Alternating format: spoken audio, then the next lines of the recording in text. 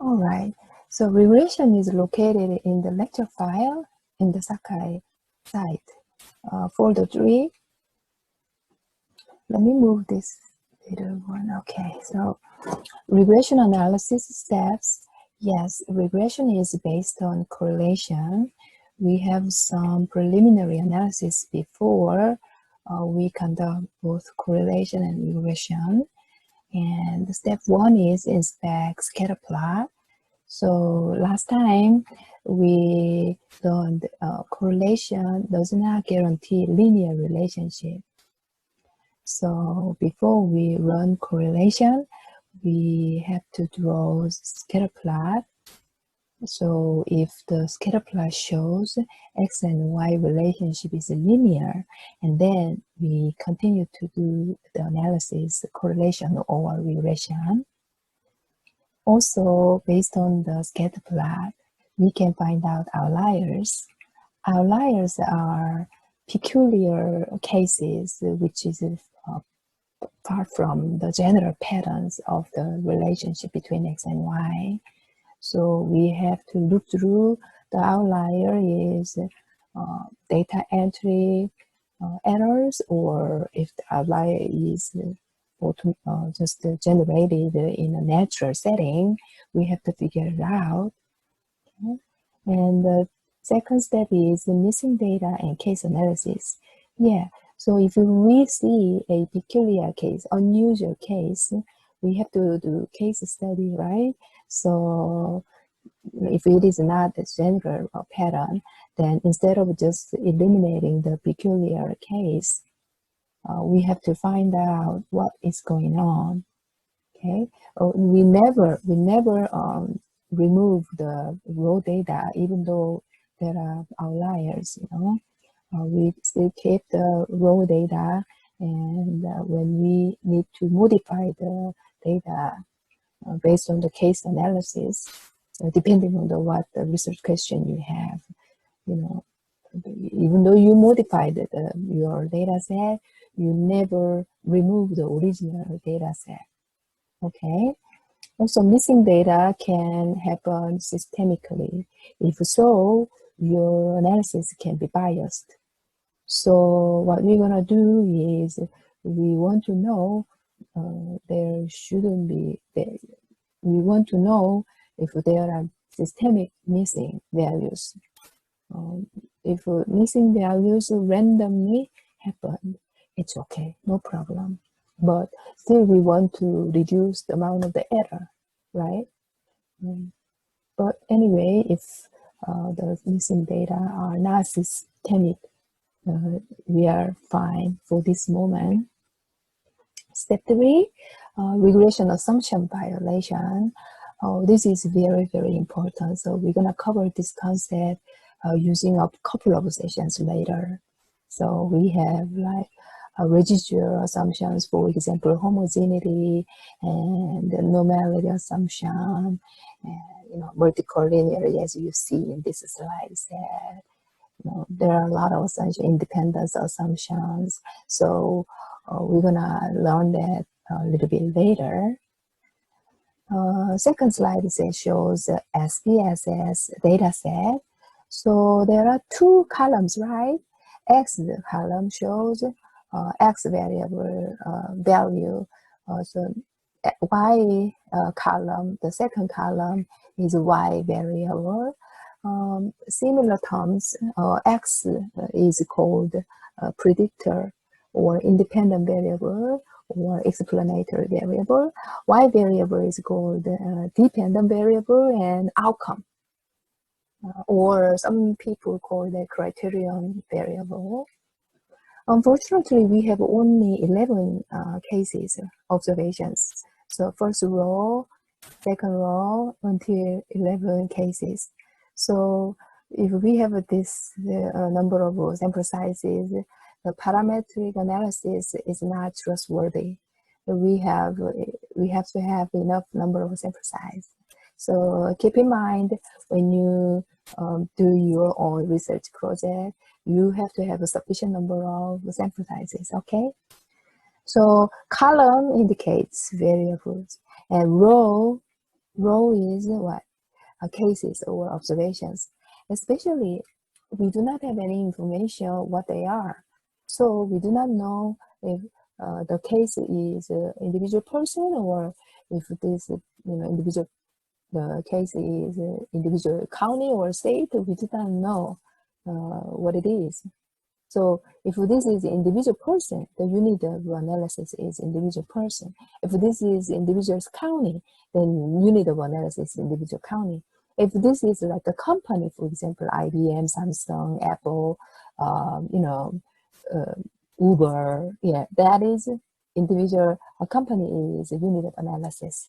Okay, so unit of analysis is really, really important. Really, really important because sometimes the people commingle two different units. For example, group of people, like a group of people is like division or a subgroup, like racial ethnicity group, but or gender group, female or male.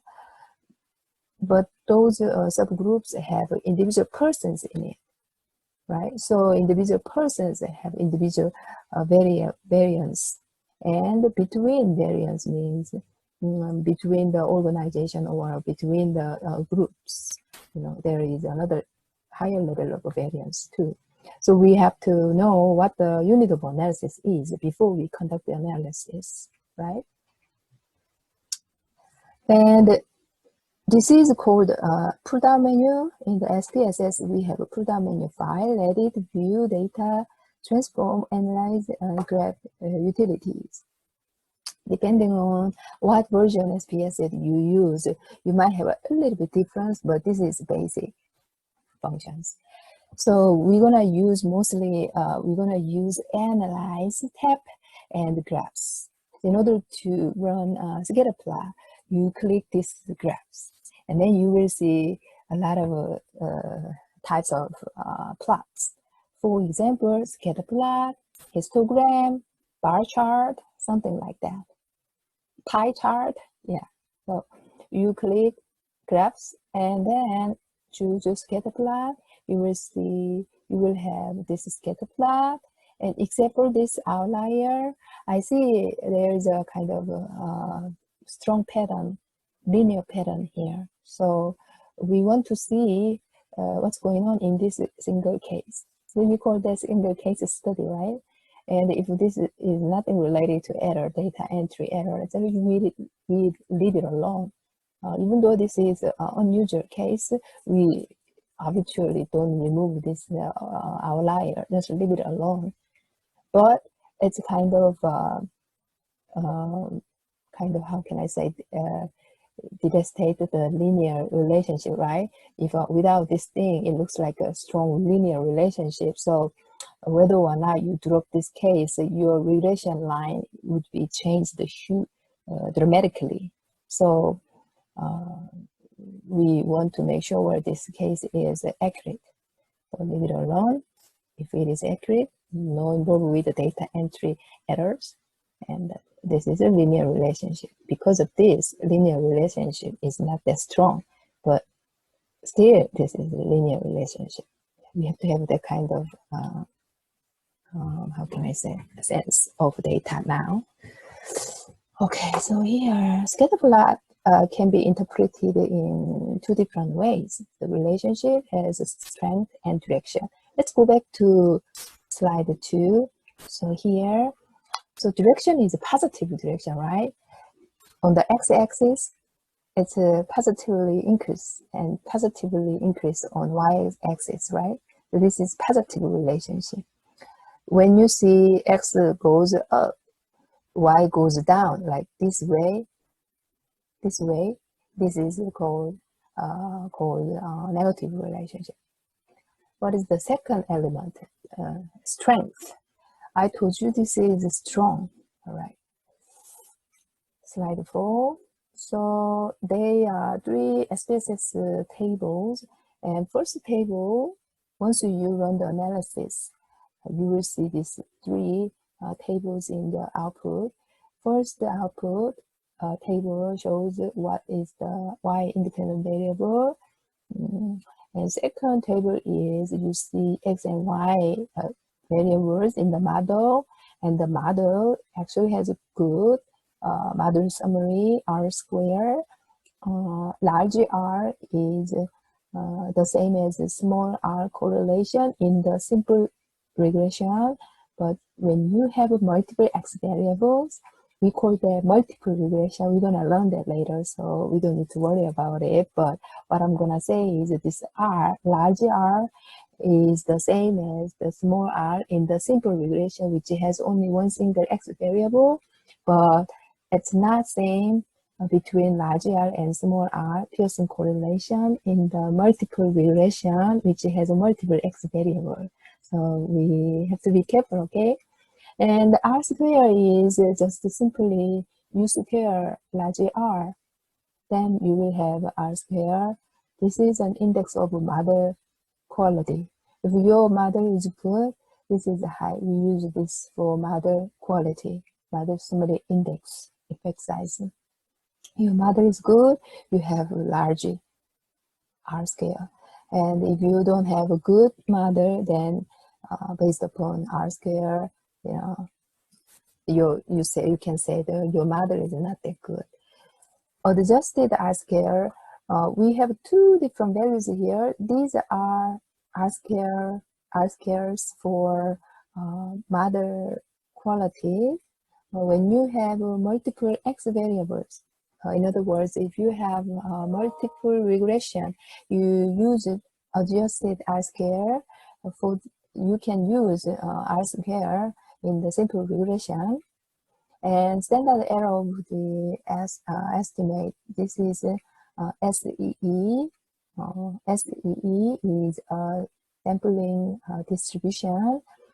I'm not sure you remember central limit theorem, which was covered in PUAD 628.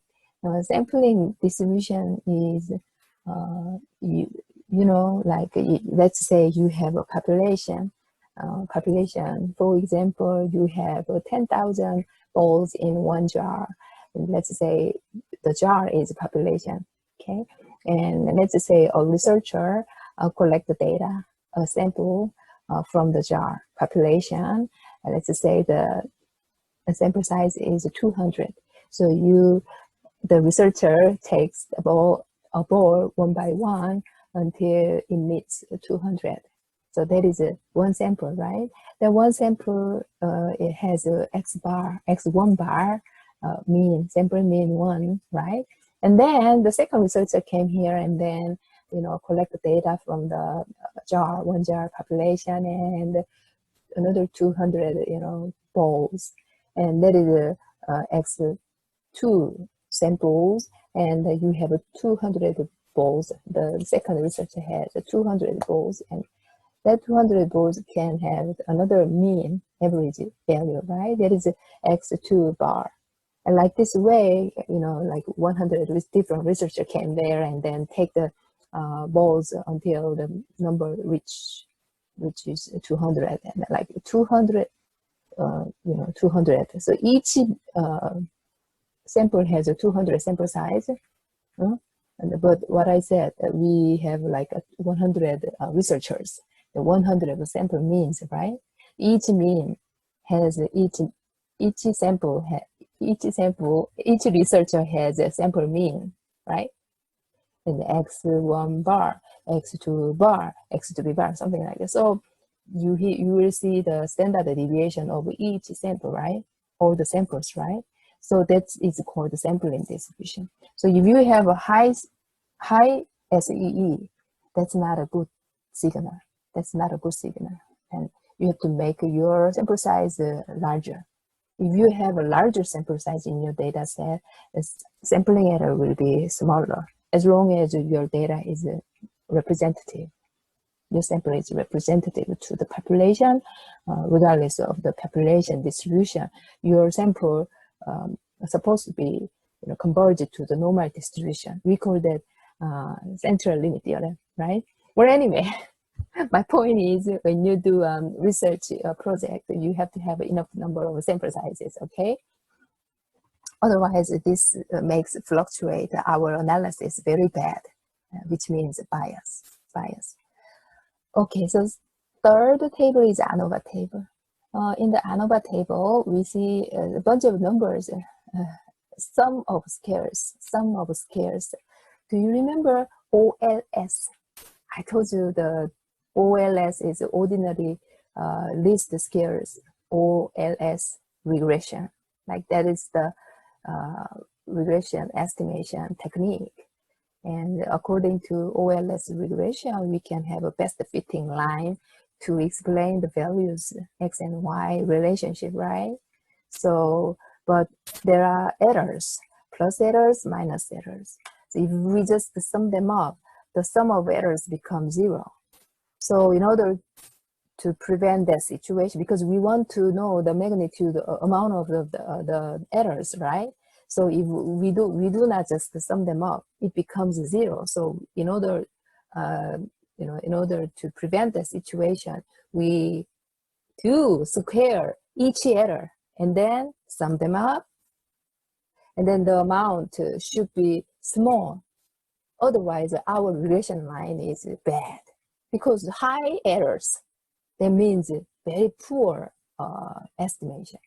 So if we have least squares, and then we have the line, then that is the best fitting line. Okay, OLS regression technique, remember that? So sum of square means each error should be squared in order not to have 0 when we sum them up. So sum of square means the squared errors are summed, okay? Or here, regression part, not error part. Explain the variance part, not error part. This part should be high. That means our regression explains a lot, okay? Anyway, so you have this kind of sense about the numbers and indexes, okay? We don't need to know the exact definition of it, because when we take an exam in this course, I do not ask very, very conceptual questions. I normally focus on application of your knowledge. So don't memorize any definition here. Just try to get some sense, okay? And applications.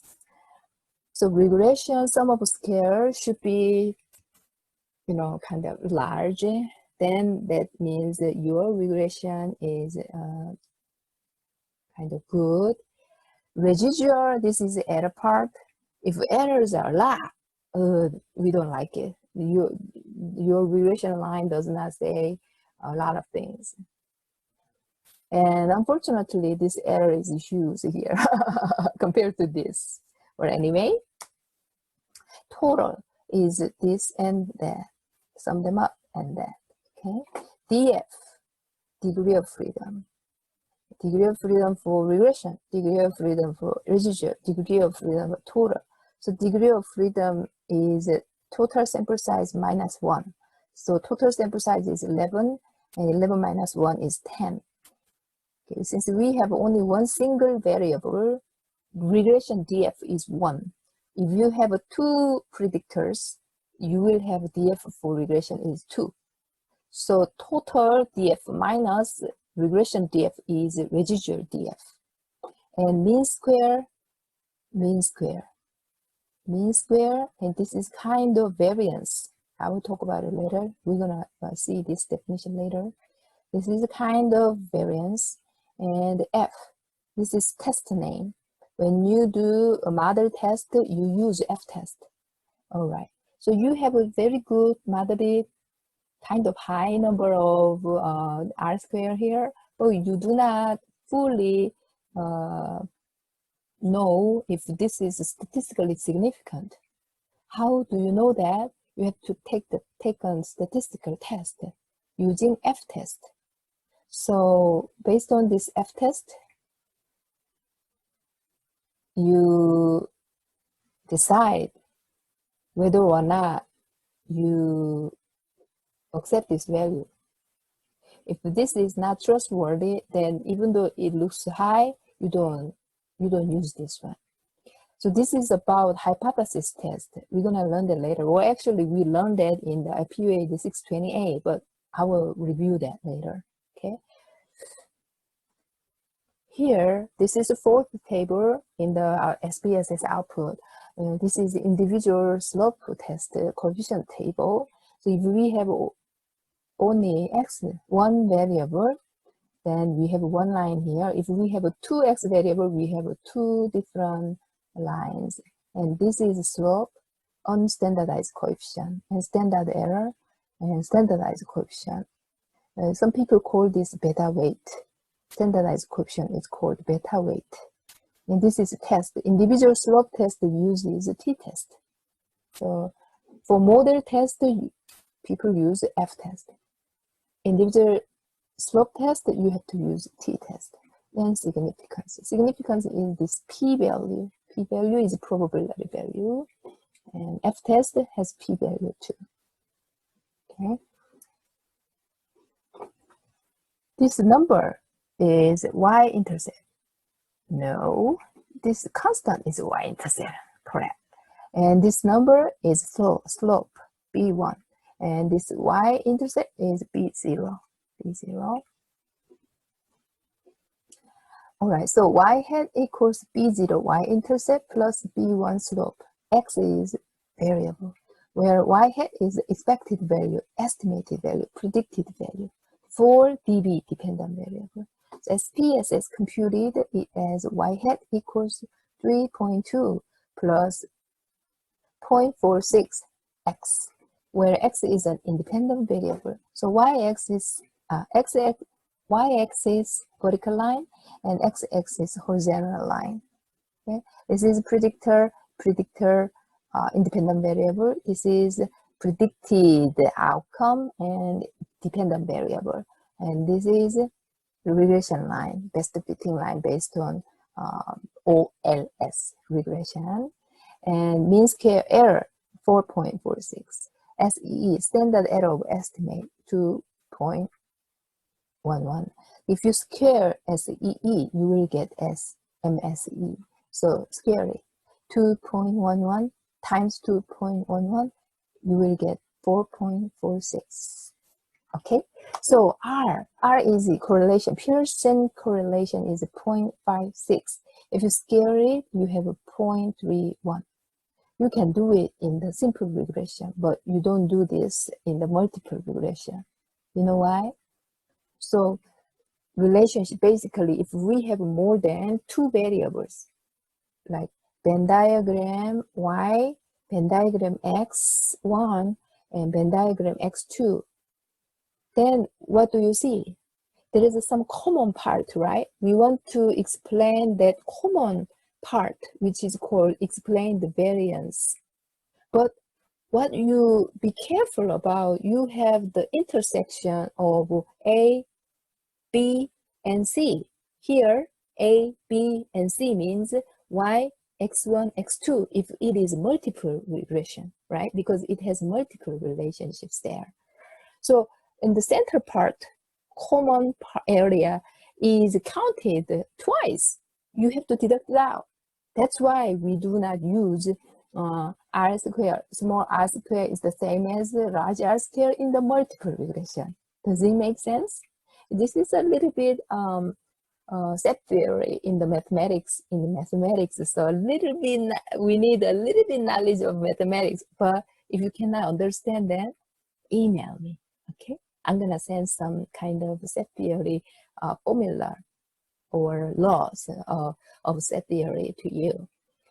Anyway, even though you don't understand this part, don't worry about it. Just remember, small r square is the same as large R square in the simple regression.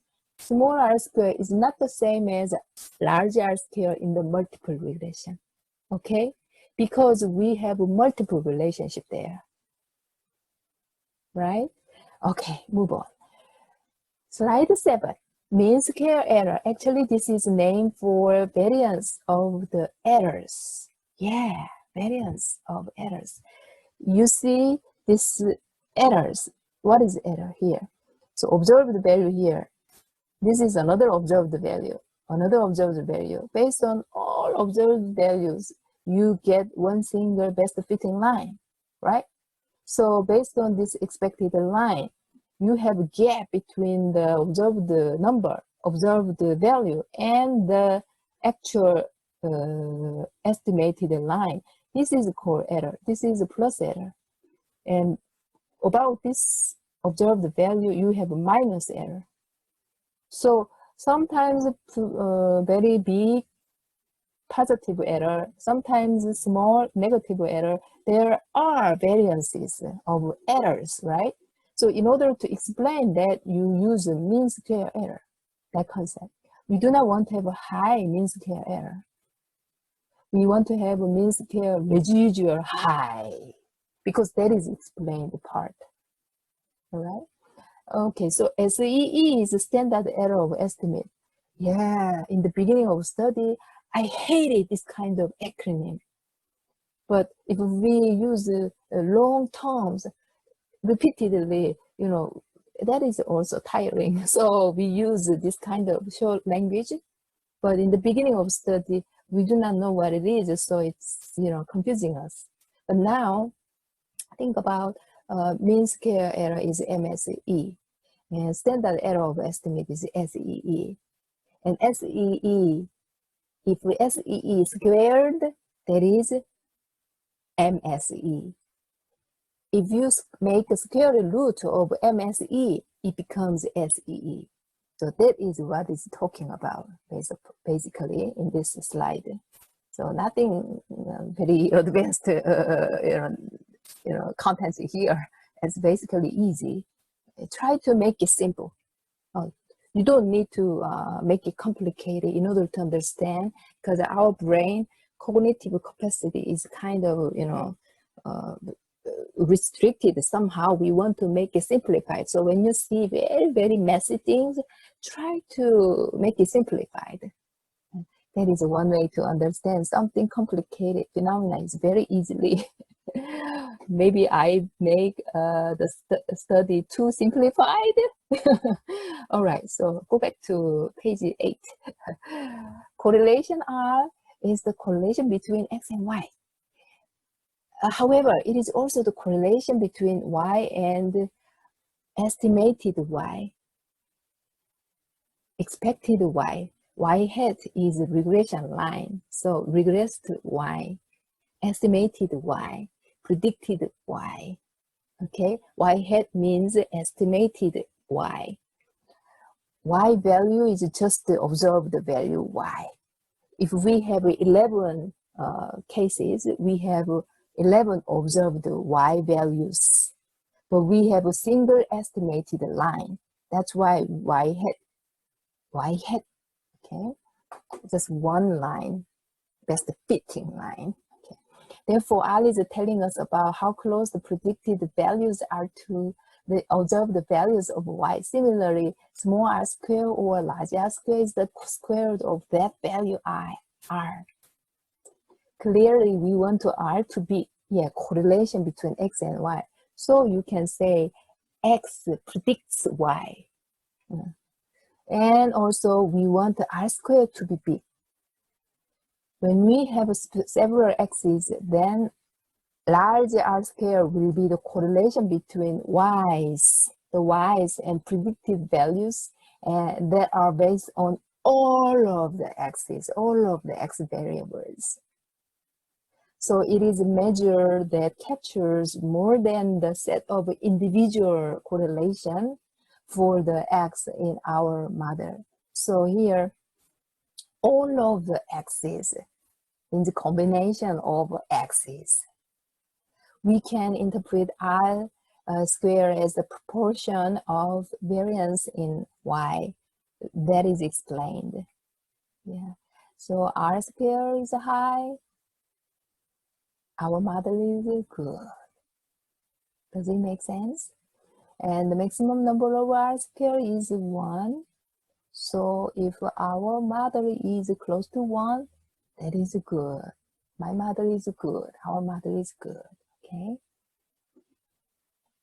Here, with the R squared 0.31, we explain about a third of the variation in Y scores with this x. So 1 is the maximum value. If we convert that into percentage score, 1 means 100%, right? So here, r squared is 0.31 is about 30%. 30% is like a third, right, of the variation in y scores. If something explains the other about a third proportion, that means that variable is predicting the y very well. It's a good variable, good predictor. Example here. So y dependent variable is salary and grade is x. If grade is high, salary is high. It's very strange equation, but anyway, it makes sense somehow. Yeah, study hard. We want to have a good outcome, good money. So outcome salary. Okay, so this grade is what? Grade is x variable, y variable is salary. Okay, here constant is b0 is y-intercept. So when you have 0 in the x variable, you plug 0 here, it becomes gone away. You have just y hat equals b0. So when you have 0 in the x, whatever number left here is called y-intercept. Oh, here definition. Y-intercept tells us that the expected salary of employees at grade 0 is minus 5,000. Oh, it doesn't make sense at all, but if you have a poor data, it gives you this kind of things. Or with whatever reason, y-intercept is shown like that. It doesn't make sense in the real world, but it happened, yeah. There's no grade, 0. In fact, the lowest better pay is actually 3. Yeah, there is a gap between this analytical result and the real world. Second, if there was a pay grade of 0, the negative sign on the y-intercept is telling us that those employees would be paying the federal government over 5,000 instead of being paid by the federal government. Therefore, the case treated this y-intercept as 1 point on the regression line, but not one that is very relevant. Yeah, that's what I said. A y-hat is equal to this negative y-intercept plus the slope. What we think of carefully, importantly, this is slope, not this y-intercept. So this is the important one, slope. If x increases, y increases. How much? This amount. Okay.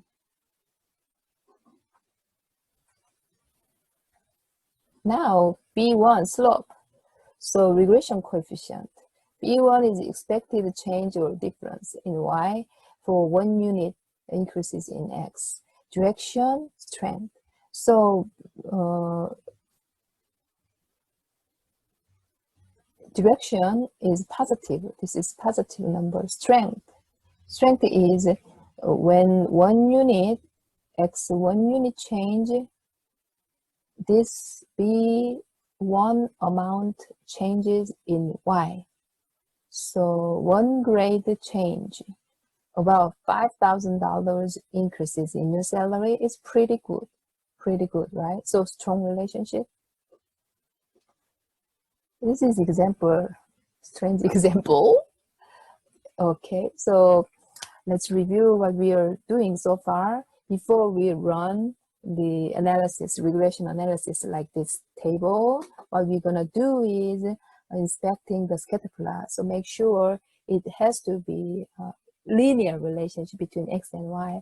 If it is not linear like this quadratic form or like cubic, then we have to transform that row scale into something different, like logarithm function or exponential function, to make it a linear relationship. We're gonna touch that part, how to do a transform later, so don't worry about it. We are still in the conceptual stage. So based upon this scatter plot, we want to check if the x and y relationship is linear, and if there is an unusual point outlier, we want to make sure if that is not the data entry error, and we still want to focus aware of that peculiar dot is not a data entry error, or we want to see what's going on in that case, and how close to the line do most points fall.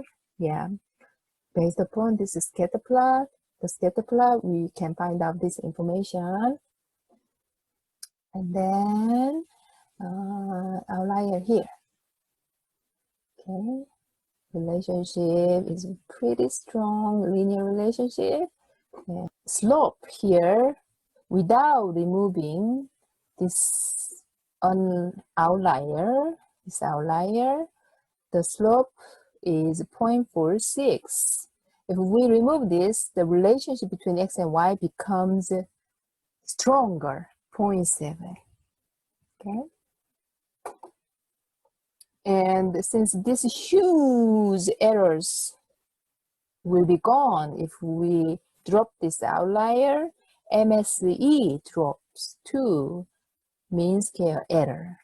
Okay, so new line is better, but we do not automatically remove this kind of outlier as soon as you see the outlier in the data set. Okay, I mean, this is just showing hypothetical scenario. When you remove this strange looking outlier, what's going on in your regression lines?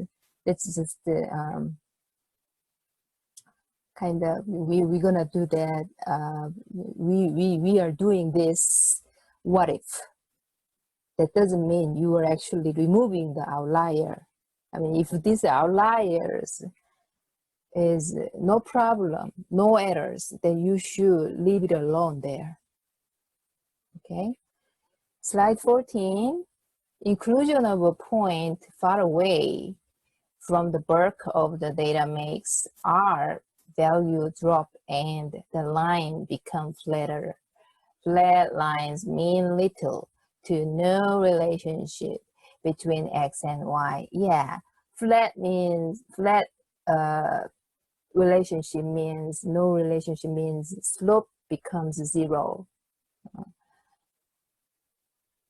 Also, we see that the value of R scale down, yeah, correlation becomes down. We have only one single variable, X variable here, so larger R is the same as smaller r, Pearson correlation. So since the R became smaller, R square became smaller too. If you drop that outlier, points that appear very different from the rest are called outliers. 15, the point we removed was unusual looking and may have been an outlier. Or in this data, it was a point where the y was much higher than we'd expect given the x score. Of course, we would want to examine the nature of the data for that case to assess whether there was an explanation for why the point was so unusual. Case analysis, case study. Caution.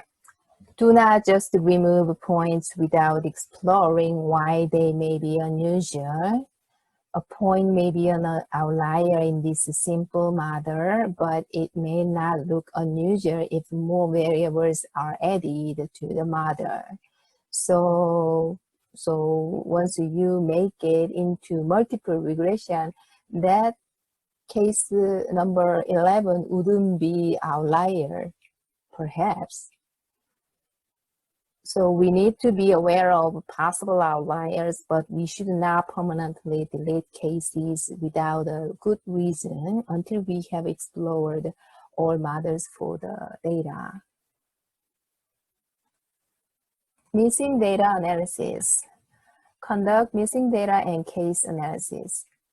We'll check for missing subjects and missing values, and later examine individual cases as possible outliers or influential cases.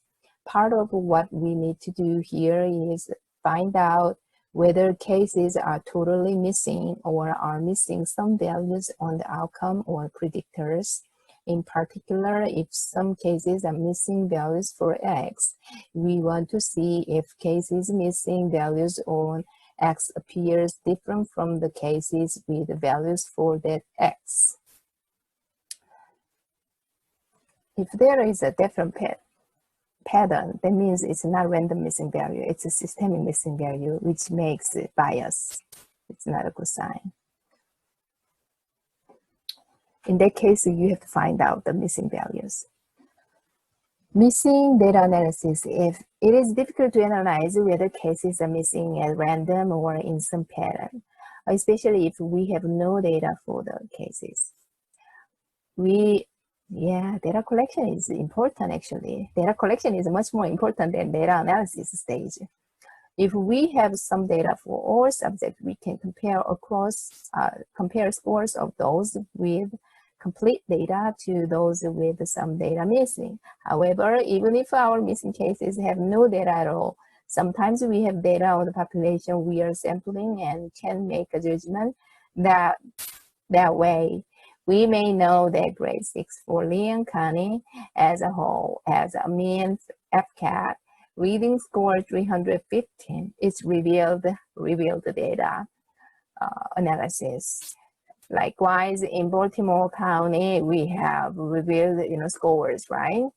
So we have to be aware of that, and the collection of the sample that I have can have the same feature. So you can compare that between two. Then if our sample has a mean 325, we will be concerned that the lower scoring students are the ones who are missing.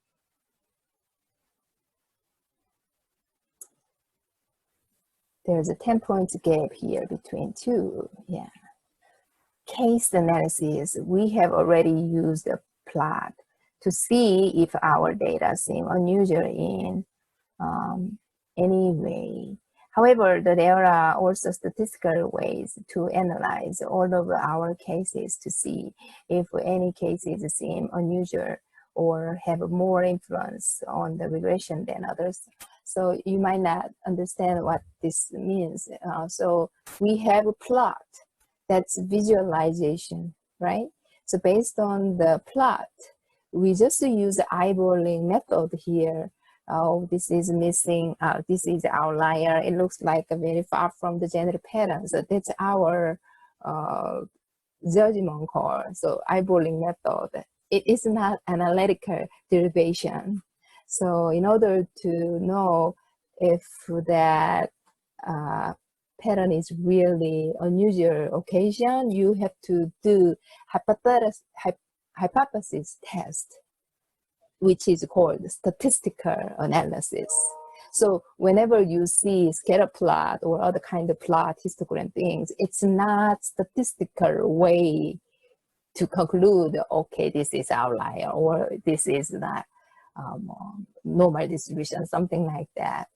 Okay, but we still do this way, visualization to see the rough, pattern. Okay. Typically, we will examine the cases in the context of a specific model. We can compute residual and standardize residual. Yeah, residuals are different name of errors, right? So, this residual has the same scale, same unit with the data set has. So you cannot compare the amount of the residual between two different axes, you know, because they might have different units. So you might not compare height and weight together, but once you standardize them, you compare weight and height because they are standardized by a standard deviation. So you know, weight has, you know, pound, and height has, you know, different unit. But if you standardize two different, you know, weight and height, then they are comparable. All right, here, errors, residual. So observed value is called yi. We have 11 i's individuals here. So y1, y2, y3 until y11. So, but you have a best fitting line, regression line is here. So errors gone, errors gone. So remember this slide said, this is important actually. This is important, okay? Error, definition of error is the difference between observed value and estimated equation line. And this is a raw residual. And once you raw residual divided by SEE, this is SEE, right? Squared MSEE is SEE, standard error of the estimate. Okay. This is part of standard deviation of sampling distribution line. Assumptions. We have several assumptions on the residuals. We cover that later. And if the assumptions are not satisfied, our analysis, regression analysis, is not trustworthy. So assumptions are actually very important. Here, residual, raw residuals show the distance of a point from the line. Yeah. So residual plus residual and minus residuals. And the standardized residual, the raw residual is divided by root MSE is called the standardized residual. You can compute the standardized residual, then, you know, your original data set will include standardized residual in the data set as another name of a variable, another column. Here, standardized residual plus residual minus residual. Okay, the end. So see you next time.